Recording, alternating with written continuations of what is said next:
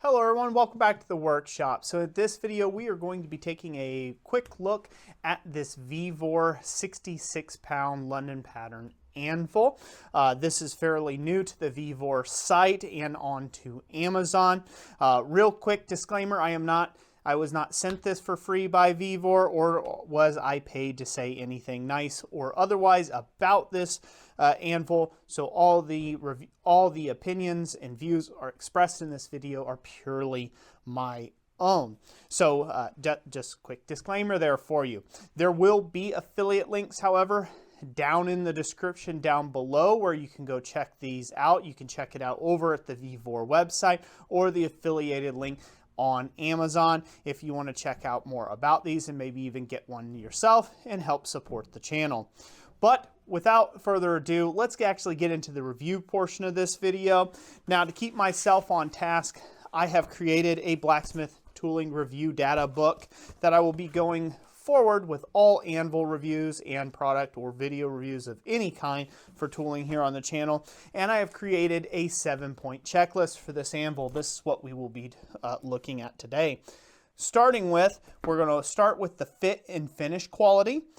Then we're going to move on to size, weight, accuracy. Then we're going to go to hardness, accuracy, a ball bearing drop test, my shipping experience, the price, functionality, and then we're going to sum it all up with my final thoughts and recommendations, whether this is a good anvil, bad anvil, keep, stay away from, or otherwise. So let's move right along and get right into it, shall we? All right, so the brand, once again, this is a Vevor brand, single horn London pattern anvil. It is 66 pounds. For fit and finish, I say that this is a fair to good fit and finish. And the reason for that being that it doesn't got a little higher grade is it has a rough horn to it. It looks like they turned the new guy out onto this thing, you know, with an angle grinder. So the horn is kind of in a rougher state. So you definitely want to take and true that up and clean that up for yourself. And then also there is a small defect, casting defect right around the pritchel hole of the anvil. And so that be what it made there. So again, that's why I gave it the rating of fair to good. Now, the actual weight of the anvil, we weighed this anvil and it came out to 68 pounds, 5 ounces. So that is 2 pounds heavier, 2 pounds, 5 ounces heavier than the advertised, the advertised weight, which if you do happen to get an anvil that weighs a bit more than the advertised weight, well, so much the better. More mass, the better. You can't argue with that. So the overall size of this anvil is 17¼ by 8 inches wide by 8 inches tall. That's the overall dimensions of it, of the space that it'll take up. The working face is a 3½ inch wide by 10¼ inch long working face. The horn happens to be 6 inches long. And then the base is an 8 inch by 9 inch long base. The hardy hole that this anvil comes stock with here is a 3/4 by 3/4 square hardy hole. I found that to be pretty much accurate, and it has a 5/8 inch round pritchel hole, or at least my anvil does. Moving on to hardness. Hardness, in the center we got a reading of 57 HRC. On the horn we had an 81 HRB. On the heel we had 51 HRC. The near edge, we had 52 HRC. The far edge, we had 52 HRC for an overall hardness, Rockwell hardness of 55.2 HRC. So they hit it pretty much bang on with their advertising. So, and my guess is they probably did an overall hardness, and that's how they developed the hardness test there. Now, as I did move the tester around, I did get some different results depending on where it was at, and that's pretty common on anvils. You'll have, you know, little micro differences as you move across the surface of an anvil of hardness, because heat treating is not perfect on big things like this. Moving on to the ball bearing drop test.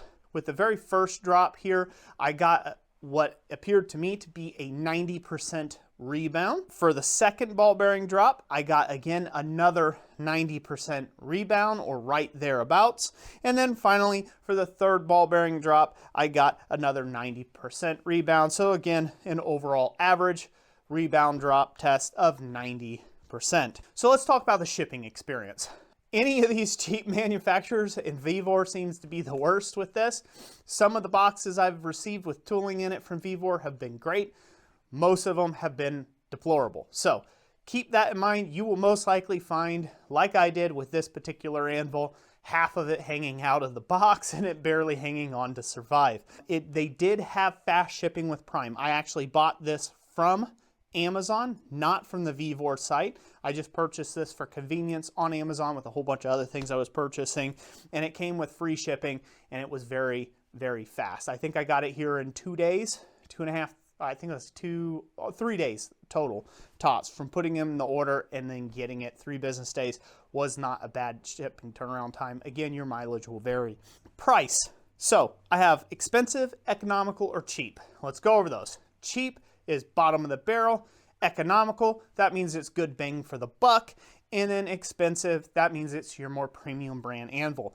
Obviously, this is not a premium brand anvil, so I put this at I basically called this economical. This is one of the economical brand anvils. On Vevor.com website, they have it for $145. Now they run all sorts of specials and discounts and other things over there. So again, mileage will vary. It might be cheaper than Amazon, or it might be more expensive than Amazon. You just have to check whenever you go to end up making that purchase. If you do decide that you want to get this anvil, I would suggest that you check both. But they had it for $145.99 on Vevor.com, and on Amazon.com I purchased it for $129.99, and that was with free shipping. So really in the economical class anvils for the dollars per pound when it comes to a 66-pound anvil. Next, let's go into functionality. So what is the functionality of this anvil? What could you do with this anvil that you won't be able to get done maybe with other anvils? Really, an anvil is an anvil. It's a nice surface to beat upon. Every anvil has its pros and cons, but I will say that this will be great for demos and shows. The cutting shelf is handy. This is actually a handy cutting shelf. So this will be great for demos and shows. It has a nice cutting shelf to it. It has a traditional format. That is a big thing with the traditional design. A lot of old textbooks are written around traditional shaped London pattern anvils. And I'll put air quotes for traditional. That is a great thing. If you're just starting out, a lot of tutorials, a lot of things are written up to be done on traditional London pattern style anvils because they are one of the most common type of anvils out there. So that is handy. Again, functionality as well. This has a pretty wide base to it and a pretty common size base. So this will be easily upgraded from if you've built a stand for this anvil and maybe you want to get a larger, maybe you run into like a Peter Wright anvil out there or some other like a Trenton or otherwise. This is a fairly standard size base up to 120 pounds of an anvil, so you'll be able to easily upgrade or should be to a much larger anvil in the future. Those are all pluses there. Pluses and minuses, take them as you go. So let's sum up with final thoughts, shall we? What do I think about this anvil so far? Well, straight out of the box, from the shipping experience to the price tag to what I've gotten, what I've experienced with the Rockwell hardness and everything else, I think this anvil is going to really work the treat for a lot of beginners out there if you want to get that London pattern, that traditional styling of anvil. I myself am personally a big fan of the European pattern anvils, the ones with dual horns on them. I find that is the most suited for my kind of work, and that is the most helpful to me. That being said, though, I wish there was something like this for that price tag way back when I got started into this over 16 years ago. When I was looking for anvils, the only options that were on the table back then were things that were really worn out and you'd been better off just using a sledgehammer or a piece of rail track. So there really wasn't anything in this price point at all. And so this is, in my personal opinion, I think it's great that we have companies that are meeting the needs at different price points as we go along. So that's it for today. I would like to encourage you to look down the description. All of the specs for this anvil will be actually down in the description of this video. So if you want to take time to read through each and every last one of the specs, I have a complete data sheet there in the description of this video. Also, any further affiliate links or future videos that will be done on this anvil will be linked up as well down in the description. So thank you guys so much for watching. God bless, and we'll catch you on the next one.